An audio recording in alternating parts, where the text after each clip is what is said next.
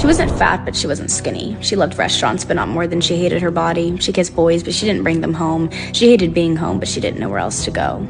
She wasn't shy, but she hated small talk. She craved deep conversations, but would never open up. She hated living, but she didn't want to die. She loved laughing, but not as much as she needed to cry. She wasn't a bad person, but she didn't feel good. She was always there for others, but herself never understood. She was always writing, and everyone read, but no one listened. She was both the life of the party and the loneliest in the room. She was always performing, but she hated the crowd. She was always quiet, but her thoughts far too loud. She wasn't a rule follower, but she wasn't brave. She was always praying for others, but never for herself. She wasn't ugly, but she wasn't beautiful. She wanted to be loved the way she loved others for once. She wasn't manipulative, but she knew how to lie. She didn't have her mother's temper, but she had her mother's sad eyes. She wanted her father's kindness, but she got his tendency to run away. She was always apologizing, but she never forgave herself. She was always running, chasing, seeking for something she couldn't grasp, always hungry, longing, itching for something she couldn't name, always bleeding, rotting, screaming for something to dull the pain, but no one saw, so you couldn't blame the world for ignoring the girl.